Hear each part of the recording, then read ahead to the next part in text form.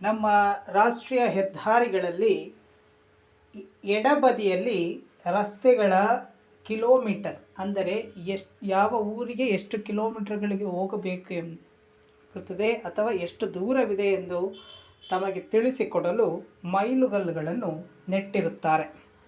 ಇದರಲ್ಲಿ 4 ವಿಧಗಳಾಗಿದ್ದು, ಮೊದಲನೆಯದು ಹಳದಿ ಮತ್ತು ಬಿಳಿ ಬಣ್ಣದಿಂದ ಕೂಡಿರುವಂತಹ ಮೈಲುಗಳನ್ನು ನಾವು ಚಲಿಸುವ ಎಡಬದಿಯಲ್ಲಿ ನೆಟ್ಟಿರುತ್ತಾರೆ.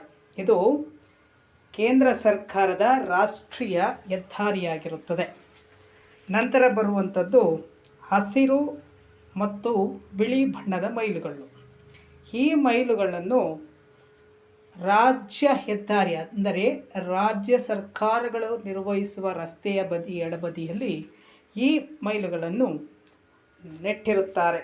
ನಂತರ ಬರುವಂಥದ್ದು ಕಪ್ಪು ಮತ್ತು ಹಳದಿ ಬಣ್ಣದ ಮೈಲುಗಳು. ಇದು ಆಯಾ ಜಿಲ್ಲಾ ಆಡಳಿತದ ಪರವಾಗಿ ಆ ಮೈಲುಗಳನ್ನು ನೆಟ್ಟಿರುತ್ತಾರೆ. ಇದು ಆ ಜಿಲ್ಲೆಗೆ ವ್ಯಾಪ್ತಿಗೆ ಒಳಪಟ್ಟ ರಸ್ತೆಗಳಾಗಿರುತ್ತವೆ.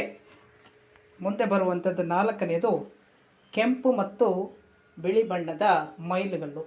ಈ ಗಲ್ಲನ್ನು ಗ್ರಾಮ ಪಂಚಾಯಿತಿಯ ವತಿಯಿಂದ ಆ ಗ್ರಾಮ ಸಭೆಯ ಪರವಾಗಿ ನೆಟ್ಟಿರುವ ಮೈಲುಗಲ್ಲಾಗಿದ್ದು, ಇದು ಗ್ರಾಮ ಅಥವಾ ಪಂಚಾಯಿತಿಯ ಈ ವ್ಯಾಪ್ತಿಯನ್ನು ಸೂಚಿಸುವ ಮೈಲುಗಲ್ಲಾಗಿರುತ್ತವೆ.